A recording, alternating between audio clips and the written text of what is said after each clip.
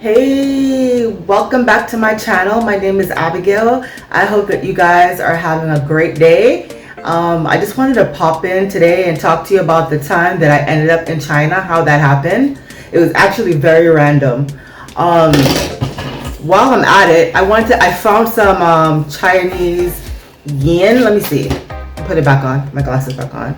It's Remin. And I'm probably saying it wrong because it's been so long and I've had this money for so long, but I came across it and I thought I would try to share it with you. I don't know what it looks like, their money looks like now, but this is some of the money that I have from my China experience. Look at that, it's pretty cool, actually really nice. I don't know if it's been updated since that trip. Yeah, I guess they're pretty, the bills that I have are, it's like a reddish color. I hope you're seeing it okay. Yeah, so I want to just pop in and talk to you about my Chinese or my China experience. Well, I'm going to talk to you about, excuse me, how I ended up there. I ended up in China because my first college, well, my second, I went to college 3 times before I finally graduated and went through some more stuff before I finally graduated. But my first college experience, well, no, my second college experience was, I was at FIT in New York City, and I was there for merchandising and buying, right? So I ended up interning for this woman, and you know me being the world explorer that I am, I always try to include travel in every aspect of my life. So I ended up and so the idea when I was in that major was to be a merchandiser, travel around the world and collect great things and come back to the US and sell it. I mean, I guess it would be kind of like import export, but I mean, that could still happen. But yeah, so that's what I was going for before I became a graphic designer. And so anyway, I ended up doing one of my many internships.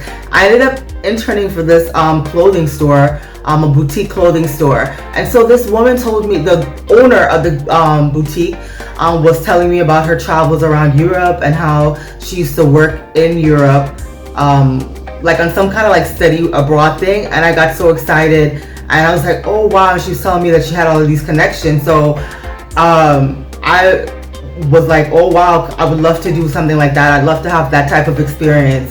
And she basically told me, no, you can't, basically told me like, no, there's no jobs like that anywhere anymore. It'd be impossible for me to do something like that. And that really ticked me off. It pissed me off actually, that she told me that I couldn't do it. That I couldn't work abroad, that it was just going to be really hard for me to do it. So I just kind of like went on a mission to have this experience, because I'm like, why can't I have that experience? You did it, so why can't I? And it's something that I would actually love to do. So I just went on a mission to find a work abroad program, and I just went on a mission and came across this it was actually teaching English in China.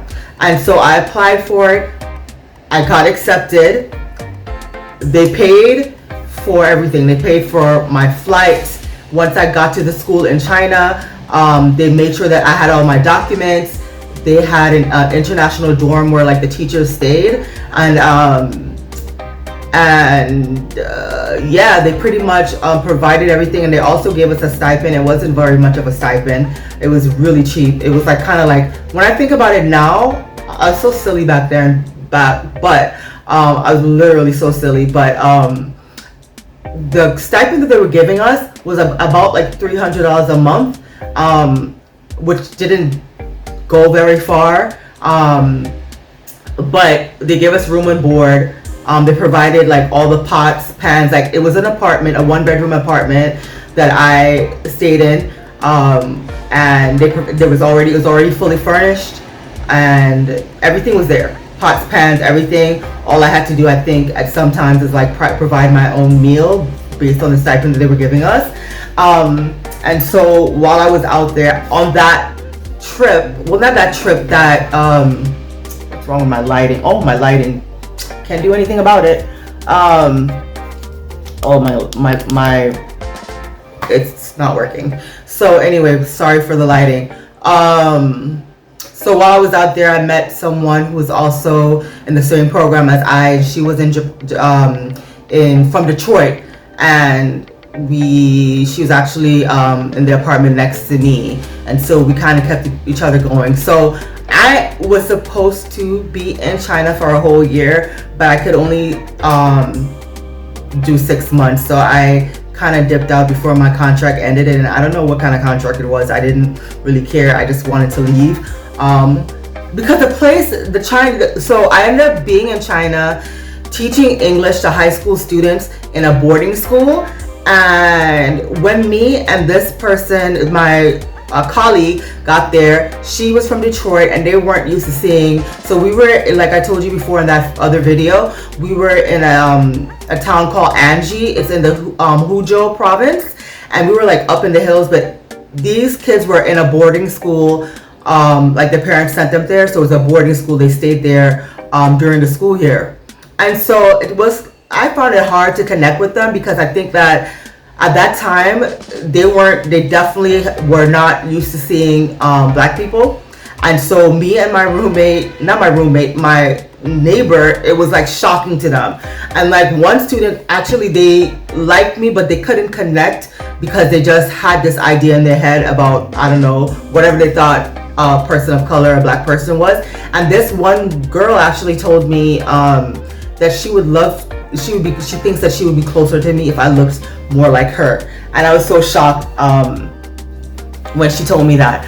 But I mean, overall, China for us was a very challenging experience because it's like when we would leave when we just go out on our free time, there are literally people having car crashes and running into things when we were walking down the street because they weren't used to seeing black people. I remember being in the supermarket several times, and people would run up and want to touch our hair and look at our teeth. They thought that our teeth was so white, and I don't know, like in the area we were in, why their teeth seemed to be a lot darker, and I don't know if it was maybe from the tea that they drank or some other some food that they were eating, but they tend to have like darker teeth, so they were just really stunned about us having white teeth in our hair. And we actually befriended some people in a salon, and they were just so curious about us and our hair and who we are and how we ended up there. So yeah, people literally were getting into accidents. My roommate, she knew like college students in another town. I think it was Huzhou was the town where more international people were, and there was an international college there. So we would go there sometimes on the weekend and just hang out with some of her connections there that were in this college. They had like a lot of African students because I think Africa and China had some kind of agreement. And so there were like a lot of African students there and a few other students from around the world that would come to this particular college, and we would hang out in. And we would hang out and go to parties and do different activities in that town.